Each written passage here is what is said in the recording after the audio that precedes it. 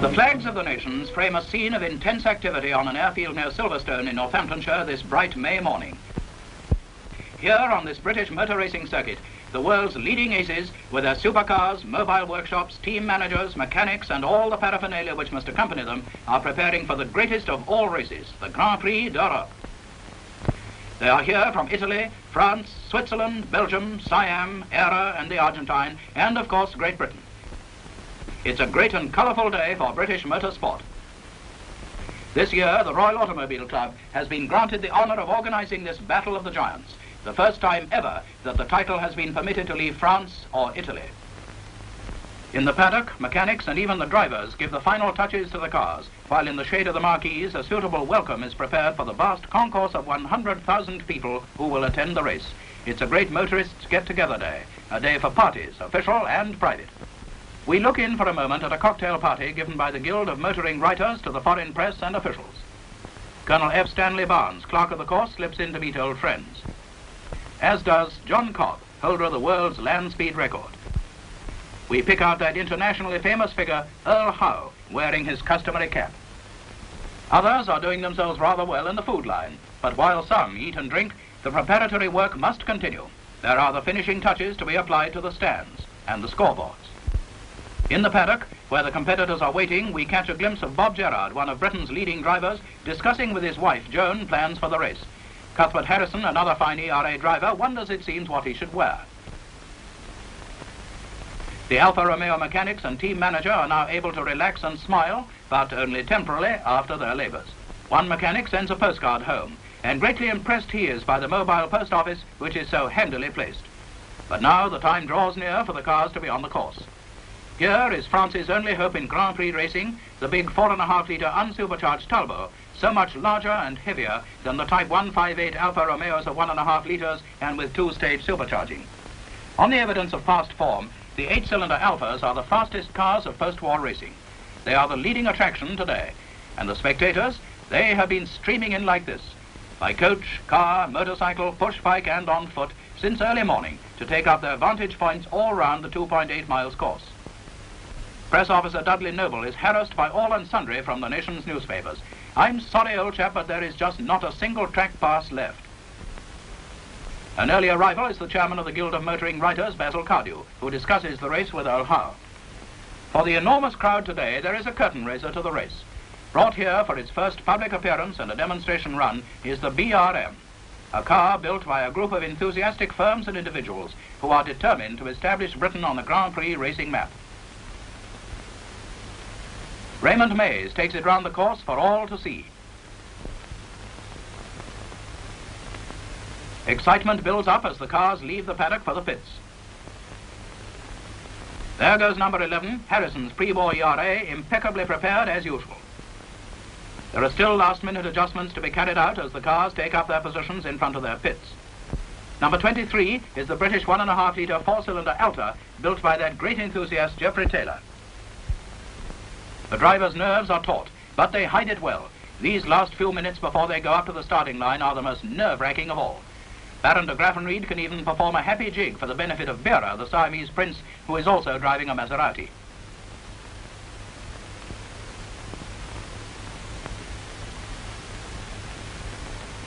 Then the crowd's attention is suddenly diverted from the activity in the pit area. Their Majesties the King and Queen, accompanied by Princess Margaret and Lord and Lady Mountbatten, have arrived on the course. It is the first time the reigning sovereign has attended a motor race in Great Britain.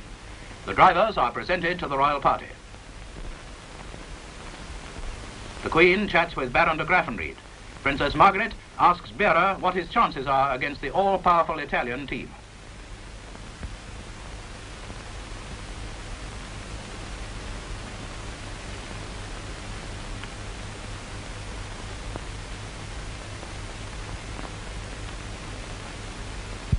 The crowds cheer as the royal party walks back to the royal box, where are waiting the representatives of the national motoring organizations of France, Italy, the Argentine, Belgium, Holland, Norway, Portugal, Sweden, Switzerland and the United States of America, all here as guests of the Royal Automobile Club. The Royal Standard flies over the course as the drivers return to their cars and officials begin to clear the course. The cars are now being warmed up. Bob Gerard's Old Faithful is the first to break into that full-throated roar which is music to the ears of racing enthusiasts. Baron de Graffenried is all set to go. Meilleur sits in the cockpit and gives final instructions to his mechanics. The cars are lined up alongside the pits. Some of the drivers have still not appeared, but they're in the background not far away. The crowd continues to wait expectantly. These enthusiasts are on the outside of the circuit, packed like sardines, but they're loving every minute of it. There are not many minutes left now, but still there is action in front of the pits.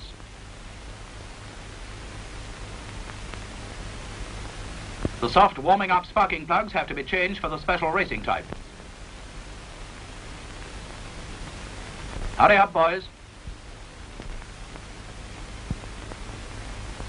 Yes, here comes Colonel Barnes, the clerk of the course, to warn the drivers that they are required on the starting grid. They have one warming-up lap before reaching there. Colonel Barnes motors on to close the circuit. Here they are, the 21 starters in the 1950 Grand Prix d'Europe, lined up for the start with the 4 Alfa Romeos, the fastest in practice, in the front row. An official warns them of the passing minutes. There it is, 1 minute to go. The cars are started up, the drivers wait tensely for the dropping of the flag, and they're off. It's a good start with the Alfas in the lead and the pack tearing behind. Mechanics and others scramble back to the pits where lap charts and stopwatches are now in operation. Farina gets in front with the first lap in 1 minute 50.6 seconds, a speed of 94.02 miles per hour. He is followed closely by his teammates Fangio and Fagioli, then Reginald Parnell, the Britisher. Then comes Meilleur in the Maserati and Martin in the Talbot. The pace set by the Alfas is a terrific one. There are early retirements, Leslie Johnson's ERA, Martin's Talbot, Tony Rolt's ERA, and less than 5 of the 70 laps completed.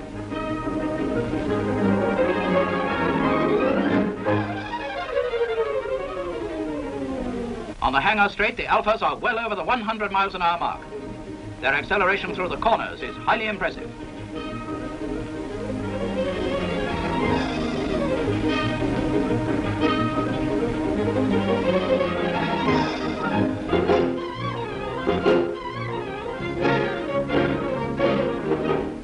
The Royal Party is personally conducted around the inside of the circuit by Mr. Wilfred Andrews and officials of the Royal Automobile Club.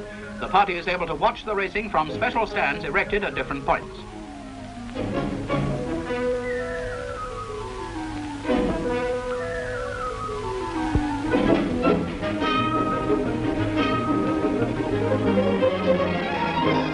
The King and Queen are keenly interested in every corner. They ask questions about the speeds, the technique of the drivers, the type of cars in use, etc.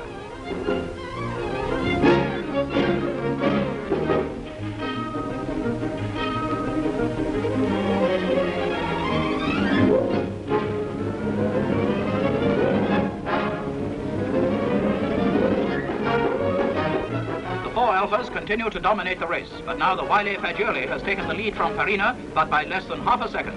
Fangio is third, Parnell fourth, Meilleur fifth, and de Graffenried sixth. The Italian racing colours, that vivid red, are thus in the first 6 places. Behind come the Talbots, driven by Cabantous and Rosier, and the ERAs of Gerard and Harrison, the two latter having their own private duel. 19 laps covered, and Farina is back in the lead, a second ahead of Fagioli.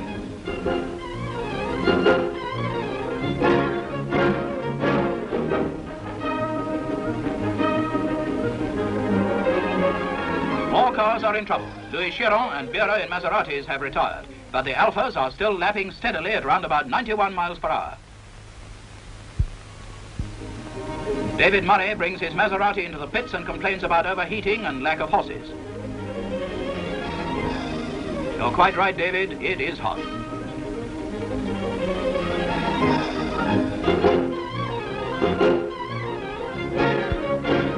Now what's to do?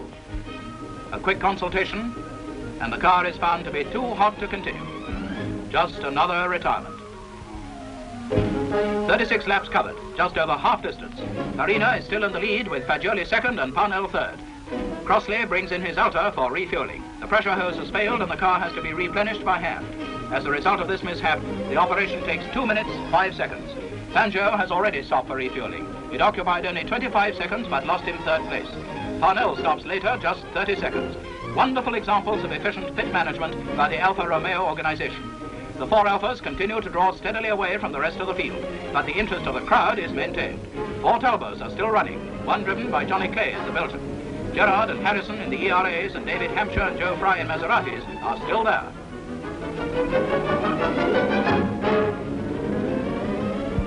There comes unfortunate news of de Graffenried, who has been chasing the French Talbots. He has retired with a broken connecting rod. His car is pushed off the course, and the driver, a picture of utter dejection, returns slowly on foot to the pits. The royal party makes a tour of the pits to talk to the backroom boys.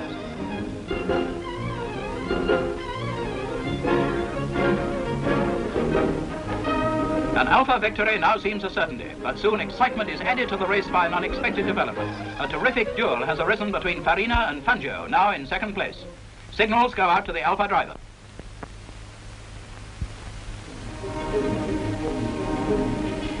Watches and lap times have been carefully checked. And then out goes the board. Farina, Fagioli, Fagioli, Parnell. At 60 laps with less than 30 miles to go, the position remains unchanged, but Farina has only half a second lead over Fagioli. Then, with only a few miles to go, you can hear the groan from the crowd as the loudspeakers announce Fagioli has retired with a broken oil pipe. And so Farina comes in to receive the checkered flag, the winner at an average speed of 90.95 miles an hour. It's been a great Italian victory with Fagioli second and Parnell third. The French Talbots driven by Cabantous and Rosier are fourth and fifth, the ERAs of Gerard and Harrison sixth and seventh. The crowd invades the circuit to pay tribute to the drivers. This memorable scene is recorded for the newsreels by Guild member Paul Wyand. And as the band of the Grenadier Guards plays the Italian national anthem, the drivers are lined up in front of the royal box to receive their awards. It is indeed a great day for Giuseppe Farina, Doctor of Engineering and racing driver, later in the year to be proclaimed the 1950 world champion. Garlanded, proud and happy, he thanks the crowd for its wonderful welcome. I have one great desire, he says, to come to Silverstone again and again.